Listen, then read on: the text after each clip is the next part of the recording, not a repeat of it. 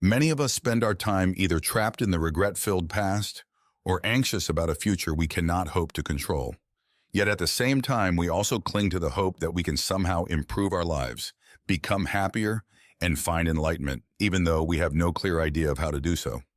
Enter The Power of Now, in which best-selling author and renowned spiritual guide Eckhart Tolle provides readers with several methods for navigating the complex terrain of their inner lives and their relationships to the past, present, and future. At the heart of Tolle's very practical philosophy is an emphasis on living in the present moment as a way to avoid most of the pain that we usually experience.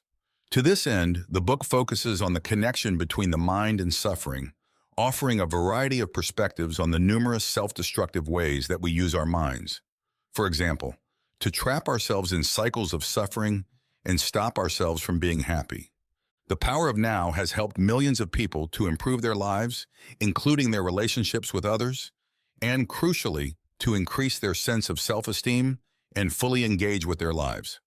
Before we actually start the audiobook, don't forget to subscribe to our channel below and listen to new free audiobooks every day. Bite 1. By focusing only on the present and ignoring the past or future, you can greatly improve your life. Many of us want to find inner peace and improve our lives. We're seeking, in a word, enlightenment, yet we don't know which steps to take to find it. Well, the first step may be easier than you imagine. We tend to live in the past and in the future. One moment we're reminiscing or regretting, the next we're planning or worrying. Meanwhile, we neglect the one moment that is fully available to us, the present. Now, only the present is important because nothing ever occurs in the past or future. Things happen only in a continuous stream of present moments. Whenever you feel something, that feeling is experienced in the present, because your senses can only give you information about this specific moment. So when we say that something happened in the past, that's not quite true. It actually happened in a single present moment. Indeed, what we call the past is really a collection of once present moments that have passed. Likewise, the future is made up of present moments that have yet to arrive. As this suggests, there are no advantages to worrying about the future or dwelling in the past, but there are many to living in the now. If you manage to achieve that, you'll experience no major problems, just small ones that can be dealt with as they arise. For example, a challenging task, like writing a scientific paper, often seems too large and complicated to be achievable. If you're anxious about the work that's remaining or regret missed opportunities to work on it in the past, you'll get nowhere. But if you just solve one little problem after another, gathering the data, developing a structure, writing the first chapter, you'll accomplish it more easily. So try to live in the present. Stop clinging to the past and stop fearing the future, and you'll see how dramatically your life will improve. Bite 2. A part of you needs pain to survive, and it creates most of the pain you experience. Let's say you manage to live in the present and to not worry about the past or future. What happens when you then experience pain? If pain is felt in the present moment, how can you deal with both physical and emotional suffering? Pain is nothing more than a self-created inner resistance to external things that you cannot change.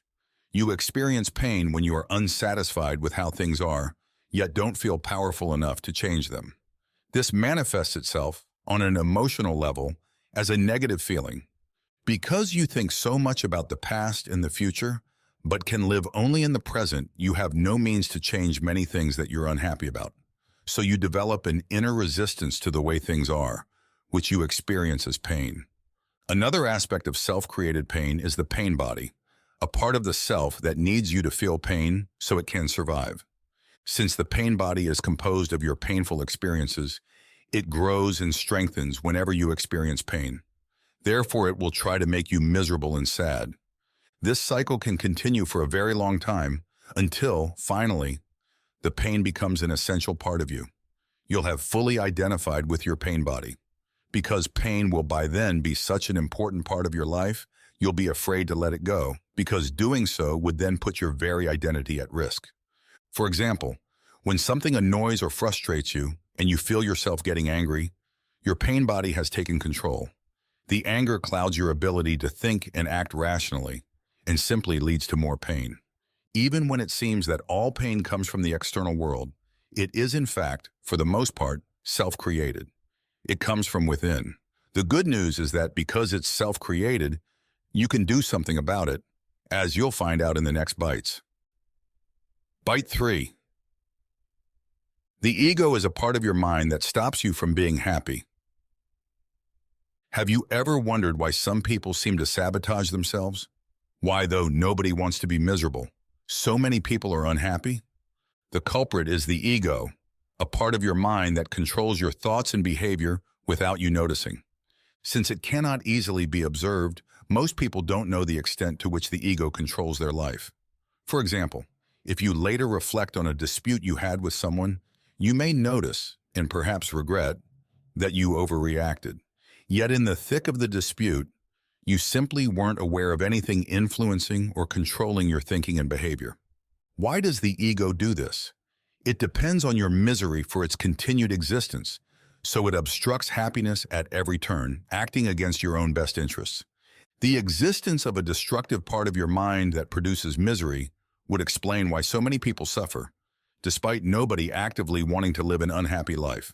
For example, some people intentionally sabotage their own happiness by deciding to stay in deeply destructive and painful relationships. The ego leads you into situations of conflict with others and makes you unhappy with your current situation so that it can gain control over your behavior and thinking. For example, whenever two or more egos come together, drama ensues, as can be seen in small offices or households. While people may want to live together peacefully, their egos make them annoyed at trivialities and cause them to overreact. If you find yourself suddenly in a fiery debate over a minor issue, like whose turn it is to clean the kitchen or whether a television program is good or not, this is probably the work of the ego. The ego is a destructive part of the human mind. It wants to be the most important part of you and knows no limits. So if you let it gain control, it will bring you much suffering. Bite 4. If you want a richer and almost painless life, separate yourself from your mind and focus on your body. The ego's power is just one of many reasons that it's important to separate yourself from your mind and pay closer attention to your body. Indeed, many great teachers have spoken about the importance of focusing on the body rather than the mind. Why?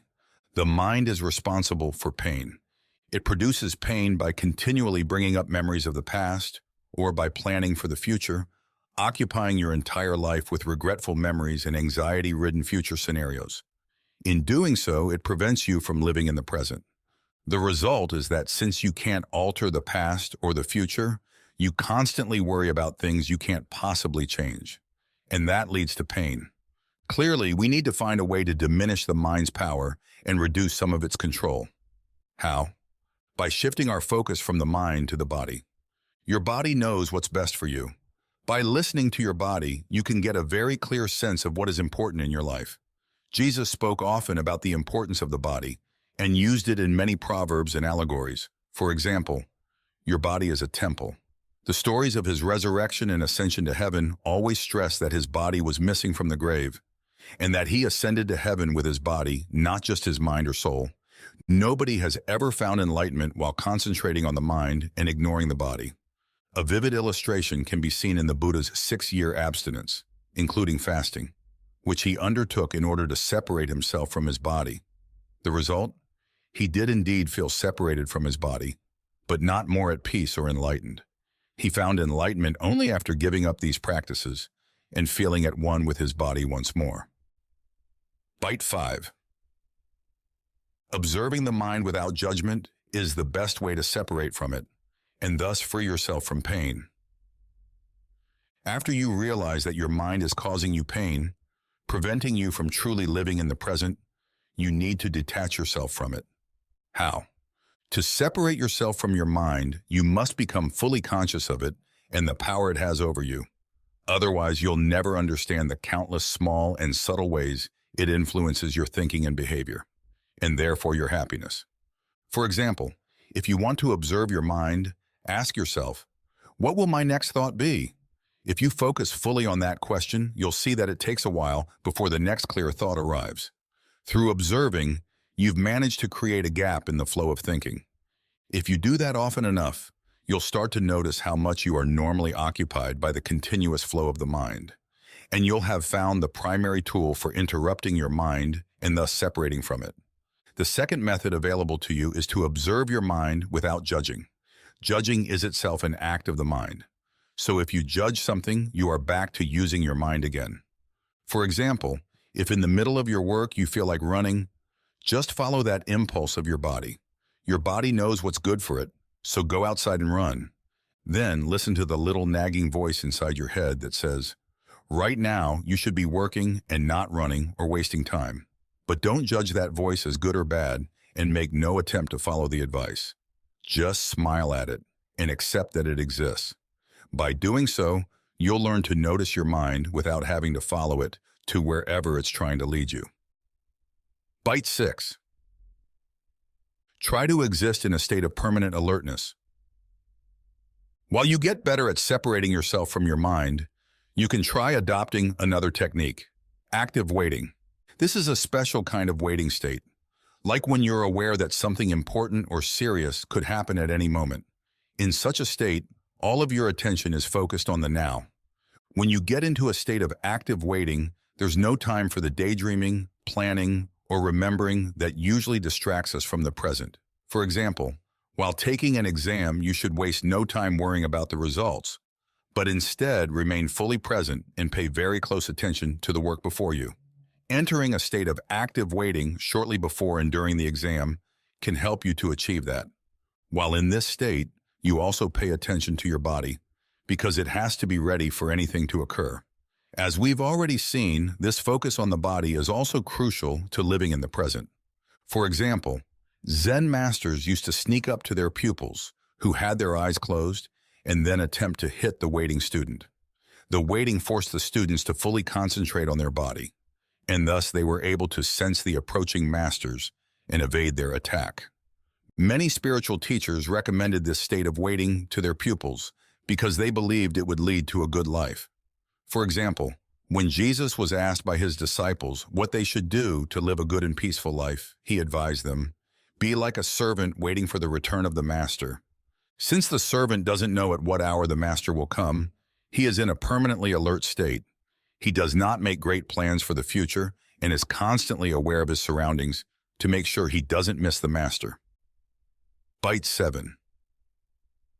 Living in the present can be hard for your partner, but it can also improve your relationship.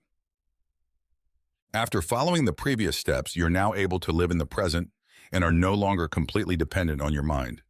But how will that change your daily routines? For example, your relationships?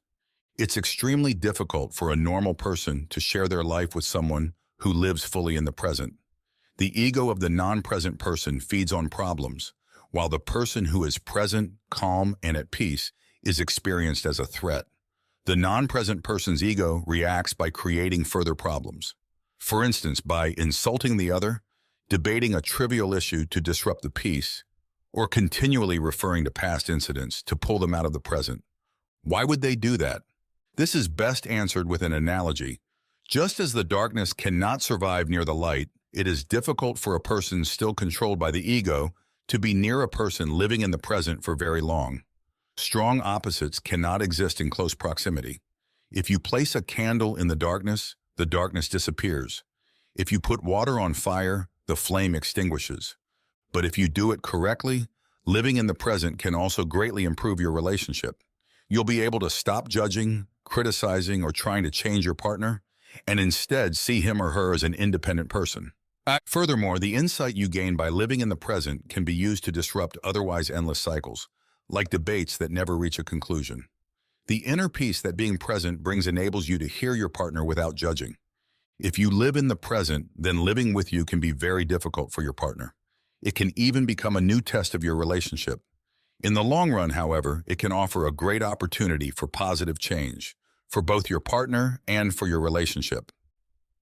Bite 8. Not all pain is avoidable. Surrendering to the present does not mean ignoring sad or hurtful feelings. Even if you live fully in the present, some feelings of sadness and pain are unavoidable. But what should you do with them? Just suppress them and pretend that everything is okay? That doesn't sound like a very good idea. While it's true that most pain is self-created, that doesn't mean we create all of it. A good example of unavoidable pain is that inflicted on you by those who are still controlled by their destructive mind. Another example is the death of a loved one. Since you cannot lead everyone around you to enlightenment, and you certainly cannot put a stop to death, this pain is clearly unavoidable. So what can be done? When you experience something traumatic which causes you real pain, you can just accept it for what it is. For example, if you lose a beloved person to death, you will of course mourn and feel sadness. But if you're able to accept this as something that simply is and cannot be changed, then you'll avoid needless suffering. Being sad is a natural feeling, something you don't need to feel guilty or ashamed about. Things are as they are. Accepting this means that you do not waste your time constantly wishing that things were different. By being present, you will be able to avoid most of the pain in your life, but not all of it. Furthermore, living in the present does not mean ignoring or suppressing pain. Instead, it provides you with the inner strength to accept such difficult and painful facts of life. Bite 9. Surrendering to the present does not mean living a passive life. Inner peace is a nice thing to have, but when your outer life situation is bad, inner peace is not worth very much. Does accepting the present automatically lead to a passive way of living in which you are not mindful of or willing to change anything that troubles you? Not necessarily. Living in the present is an inner process of feeling and insight and doesn't entail you having to develop a passive external behavior. For example, if you're stuck in the mud, you don't simply tell yourself that you always wanted to be stuck in the mud. Instead, you can try, without panicking, to free yourself from it. Living in the present can even provide you with new resources and new ways to solve problems. It's certainly true that living in the now can bring you new forms of strength and determination, because you don't waste your inner resources creating problems. In fact, by living in the present, you actually see no problems. Only individual, manageable situations that you can solve, one by one. This makes you much more effective. Living in and accepting the present does not mean you commit to a passive life, or that you choose to not even try to change it for the better. Rather, by focusing on the present and keeping the past and future in their place, you are more able to see clearly whatever it is that's actually wrong at any given moment. And you also have the strength to change those things for the better. The key message in this book: do not focus on the past or the future. Live in the present and try to separate yourself from the overthinking mind. Following this method will reduce your suffering and improve your life.